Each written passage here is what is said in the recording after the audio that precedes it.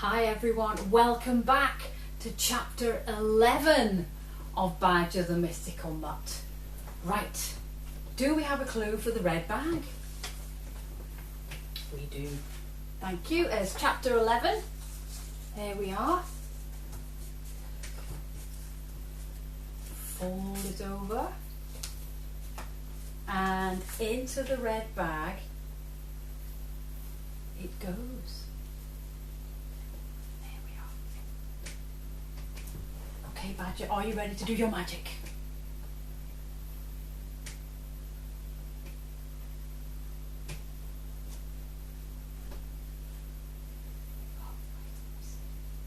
Oh, well, a bandage and 2 sticking plasters. Oh, how intriguing. Let's find out who needs the bandages in chapter 11. Right, here we go. Top Dog returned to his cardboard box with his head hung low and his tail down. He was happy for Hamish's win, yet sad that his pals had deserted him. Well, Badger said this might happen, he sighed. They weren't ever really my pals. They were only interested in making everyone else unhappy. And I don't want to do that anymore. Leading the gang was beginning to feel like a chore anyway. They can look after themselves from now on.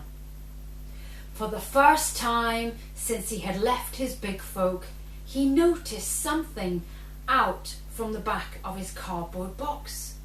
Something which he had been given as a pup. Something he had managed to keep with him through thick and thin.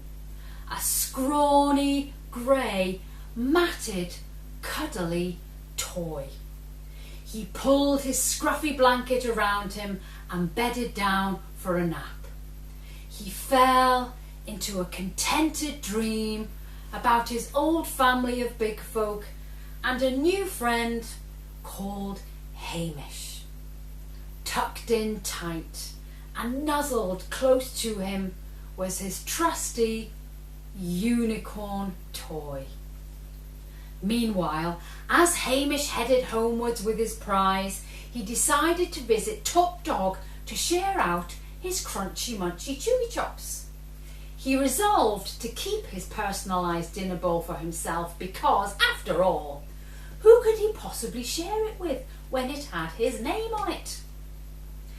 As he trotted cheerfully up the lane, 5 ominous shadows surrounded him and emerged into a menacing circle. Hamish looked from left to right, from front to back, and, holding on tightly to his prize, started to panic. Aren't you going to share out your crunchy munchy chewy chops with us then, fancy pants? Snarled Dodgy Dave, emerging from the shadows. The hairs on the back of Hamish's neck sprang upright and beads of sweat bubbled on the end of his nose. He quivered. Enjoying the spotlight, eh? Spat Sniff. Just hand over the chewy chops, hissed Pickle right into Hamish's ear. Hamish winced. Lost your tongue, pretty boy, snarled Lenny. Just give us the chewy chops and you can be on your way, hissed Pickle. No! Go away, squealed Hamish as Pogo Paws bounced forward, about to swipe his precious bag of crunchy munchy chewy chops. Out of nowhere, another shadow launched into the middle of the circle, knocking Pogo Paws to the ground. Run, Hamish! Shouted Top Dog as the gang closed in on their old leader. Hamish ran as fast as he could, still clinging tightly to his prize. As he ran, he heard the yelps and thuds, the screams and whimpers, the howls and barks of a pack of savage dogs and their prey. I need to find Badger, he panicked as he ran towards the crack in the fence at the bottom of the garden. Badger! Shouted Hamish. Badger, where are you? But Badger wasn't there. Suddenly a voice boomed from above. Hello, Hamish! Well done, I knew you could do it. Top Dog was even cheering you on. Hamish looked around him. Up here! Shouted Badger. Hamish looked up to see Badger in the treetop, covered in leaves. He grinned sheepishly at Hamish. I was trying out a new teleporting spell, but it needs more practice. Badger, hurry up, there's no time to waste. Top Dog's life is in serious danger. You need to come down now and help me save him before it's too late, panted a very flustered Hamish. What? What's happened? Follow me and bring all the magic you can. We're going to need it. As they reached the spot where Hamish had been ambushed, they found Top Dog lying motionless. Oh no! Cried Hamish. We're too late. Top Dog whimpered. Hamish ran to him and nuzzled him. Badger looked up the lane and spotted the dog catcher's van. Quick, Hamish, we've got to get Top Dog away from here, he said anxiously. Top Dog groaned. I don't think he can move, said Hamish worriedly. Right, we need to think quickly. The dog catcher's heavy boots thundered down the lane.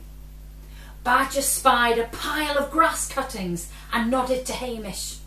The two of them stood in the middle of the heap and kicked their back legs as fast as they could, showering the grass over Top Dog until he was completely covered. Look as cute and as calm as you can, Hamish, and I'll try to distract him. The dog catcher stopped when he saw Hamish and bent down to ruffle his fur. Congratulations on winning, Pet Idol. I wish all dogs were like you, he said gruffly. Hamish gave him a huge smile and fluttered his long eyelashes. Right, I'm after that rogue Top Dog, so I must get on. Suddenly, the pile of grass cuttings behind Hamish sneezed. The dog catcher stopped and looked round. Quick as a flash, Badger barked loudly and ran towards the other end of the lane. The dog catcher followed him. Phew, thought Hamish, that was close. Minutes later, a panting Badger returned. I led him in the direction of Dodgy Dave's hidey hole. That should give us enough time to get Top Dog back in his box. But first, we need to take a look at his injuries. Badger and Hamish gently pulled him free of the grass cuttings. Oh dear, it's worse than I thought, sighed Badger, looking at Top Dog's broken shape.